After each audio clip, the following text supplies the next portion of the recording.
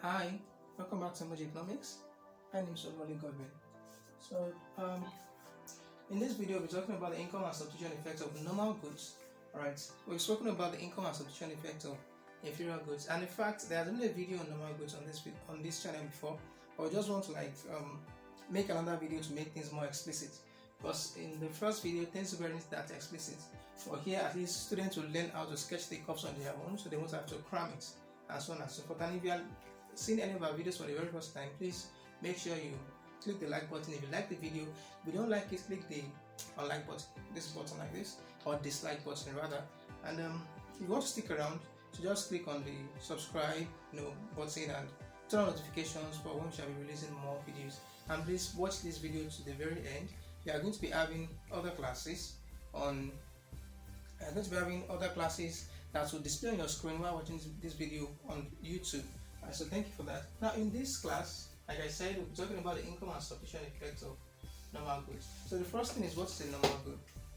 A normal good is a good that a consumer buys more of it when he has more purchasing power, and a consumer buys less of it when the purchasing power reduces. So in other words, a normal good is not defined as a good that is normal. Please don't do that in your test or exam. Okay, so a normal good is just the good that a consumer buys more of it when the consumer's purchasing power has increased, that is, the consumer's real income has increased, or the consumer buys less of it when the consumer's purchasing power has fallen, that is, real income has fallen. Okay, now what is the let me start with substitution effect, because that is where our analysis would have to start from.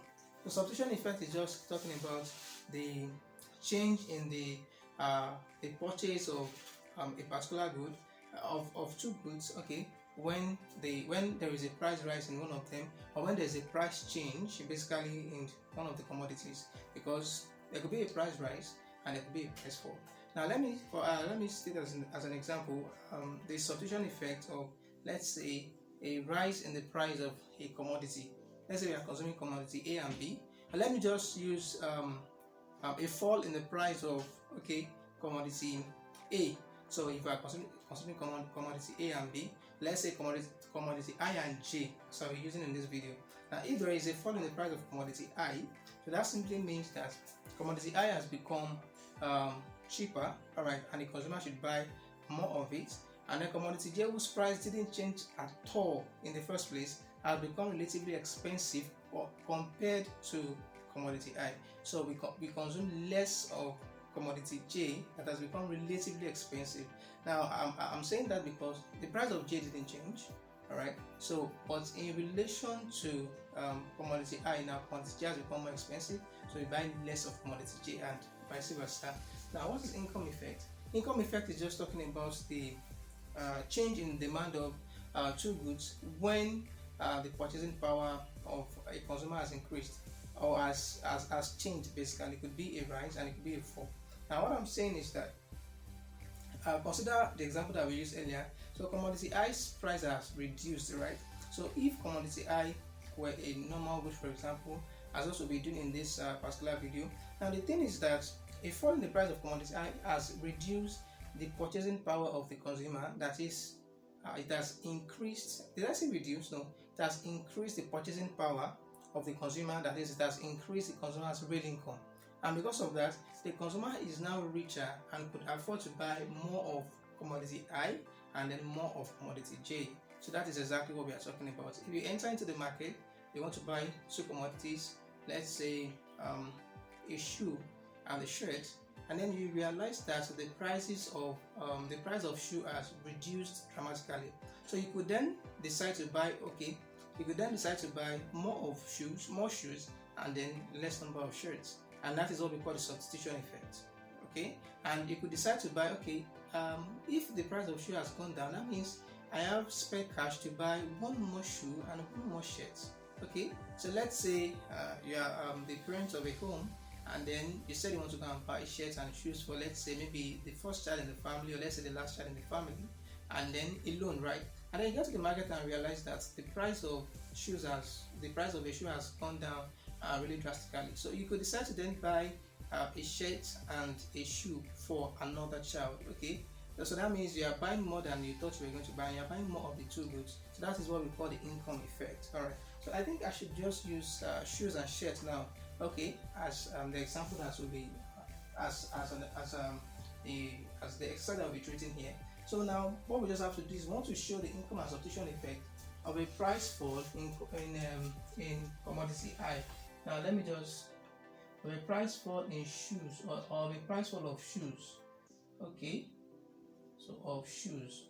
Now when shoe is a normal good, and then shirt is also a normal good. But what we are looking at straight away is the income and substitution effect of a price fall of shoes. Okay, the price of shoe is falling. Now what we are going to do here is so we have this. Okay, so this is 0, and then we have shoes on this axis, and then we have shirts. Okay, we have shirts. On this axis. So there is an initial equilibrium. Okay, there is let me first draw the indifference curve. Okay, so there's an initial equilibrium, and the equilibrium is at this point. Let's say the equilibrium is at this point, where the consumer initially intended to buy this amount of shoes, S1, and then shirts and shoes. Okay, let me call this SH1. They're actually SH. So what do I use for this? Let me use S for shirt alone. Okay, S for this S1 and SH for shoes.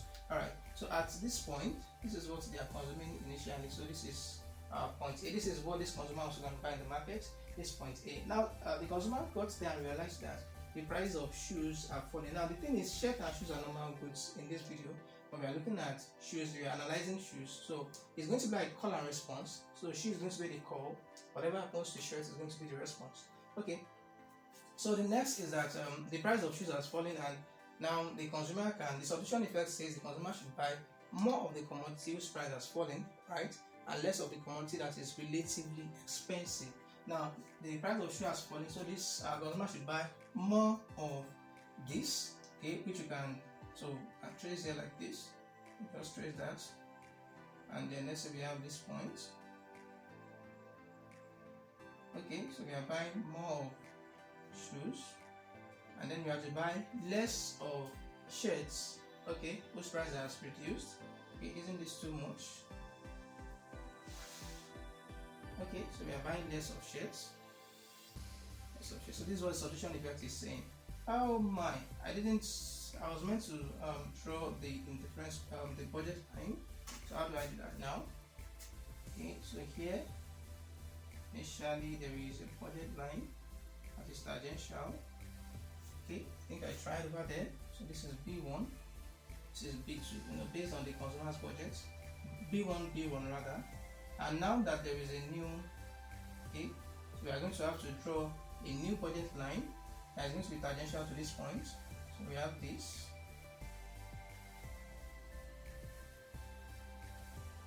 Okay, it's meant to be a straight line, please. Okay. No. Okay, let's just leave it that way. Okay, so this is going to be B2, right? And this is going to be B2. So this point B, so we are done with that. So that is exactly what is happening. So here we are buying more of shoes and we are buying less of shirts. And substitution effect, we are doing substitution effect. So what I want you to know here is that the consumer is barely changing is just changing the combination of the two goods, but the total utility of this consumer is the same because the consumer is still on the same indifference curve. Now the slope of the budget line is changing simply because the slope of the budget line is given as minus P1 over P2. Basically, it's the slope of the budget line at the indifference curves that are changing. Okay, so minus P1 over P2. Now the price of shoes has changed. Okay, this price has changed, so we expect that the entire fraction is going to reduce. Okay, and when the entire fraction reduces, so we have another budget line, so which is with a different slope. Now so that's that about the substitution effect. Now let's talk about the income effect. Now the income effect is saying that okay, this consumer is in the market now. He realizes that the price of shoes has reduced, So he can now afford to buy one more shoe and then one more shirt. Okay, or let me just say in general, this consumer can now buy more shoes and more shirts. Now the thing is that this consumer has left point A due to the substitution effect. The consumer is actually here now, point B. So whatever it is that we're analyzing it with respect to point B. Okay, so we've left here, we are now here. So the income effect says buy more of shoes and buy more of shirts. Now this is point B, right? This is the shoe here. So buy more of shoes is saying that let shoe increase, let shoe come up here again. Okay, so we have this. So we have okay, let's see. So this is shoe coming up again, and then buy more of shirts. So we are going to be having a point that is greater than this for shirts. Okay, buy more of shirts. But before I do that, let me. Okay, there was something. Okay, anyway. It's all right. It's all right. So I was going to draw. Oh, this was meant to get here. So it was meant to, let me just try to add it. Okay, that's the budget line. Let me just try to add it. So it was meant to get here. Alright, so we have the section of here. But there's one more thing that we have to do. Okay, let's just manage it. Let's just assume it's a straight line coming downward. So let's just leave it that way. Let's just manage it that way. Alright. So for income effect, from what you must have learned so far, we are trying to depict an income effect. So let's say this is the initial point. Alright. So if there's an increase in the real income, so that the difference curve will shift outwards, and the budget line as well. So you have this. Right. So you move out. So that is exactly what we are going to be analyzing here. So the consumer would actually move to another budget line and another indifference curve actually, but that indifference curve is going to be parallel to this. Okay, so what's happened to the substitution effect is going to be parallel to it. So when we are trying to draw, so we have to draw a line that will be parallel to this line. Okay, so let's just give it a trial.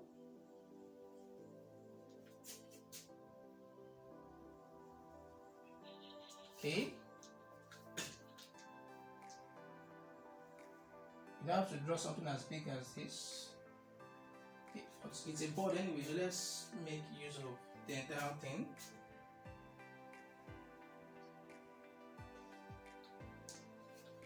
Okay.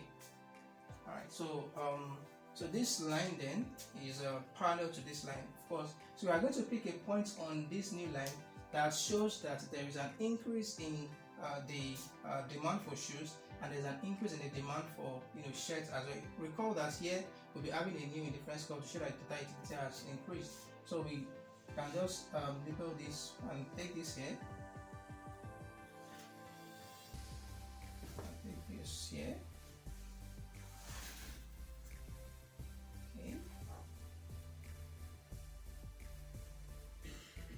Okay. This shows that there is an increase in shoes. And how about shirts?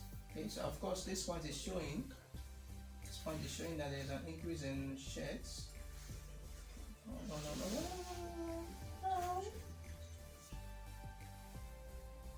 there's an increase in shirts. So we have a point C. Alright, so at this particular point, we then draw a new indifference curve as going to be okay.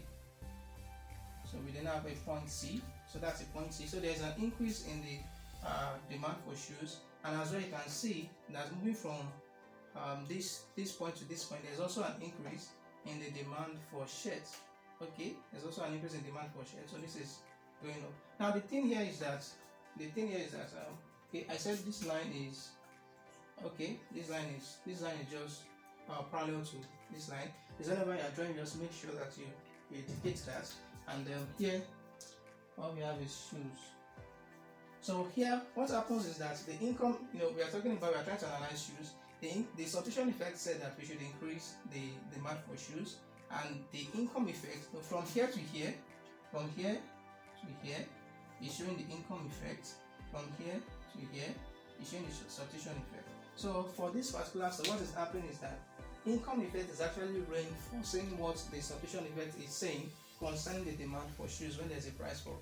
which is that the substitution effect said increase the demand for shoes, and the income effect is as well saying increase the demand for shoes. So in total, the total effect, which is the sum of the income and the substitution effect, is going to be increase. So the total effect is going to be increase the demand for shoes. Right. So that is exactly what is going to happen in this place. Here we are having a negative. What do you call it? We are having opposing forces, because we have to reduce the demand for shoes here, and we are as well to increase the demand for shoes when considering the income effect. So whatever happens here now depends on the strength of the income and the substitution effect. That's talking about shirts. But for shoes, what we are sure about is that there's definitely going to be an increase in the demand for shoes. So that is that about that. In subsequent videos, I'll try my best to release a video on income and substitution effects of different goods. So we try to just analyze that of a different good. Okay, so you might just want to find out what a different good is and leave your answers in the comment section. Now I'm going to give you an assignment which I forgot to give our audience and our students in the first class. So the assignment here is going to be for you to analyze the income and substitution effects of a rise in the price of shoes. The income and substitution effect of a rise in the price of shoes. And yes, or let me just say this: the income and substitution effect of the rise in the price of shirts. Yeah, let me leave it that way. So the assignment is going to be the income and graphically depicts the income and substitution effect of a rise in the price of shirts. So that's exactly about that. Now look at it. It seems to be like a rotation here, okay, between this point and this point, because it is actually talking about shoes, okay, and the lines are depicting changes that are kind of occurring on the shoes axis. So depict the income and substitution effect of a rise in the price of shirts. So that's your assignment. See you in the next video. Thank you very much for watching. Please subscribe. Don't forget to subscribe and turn on the notification bell. Bye.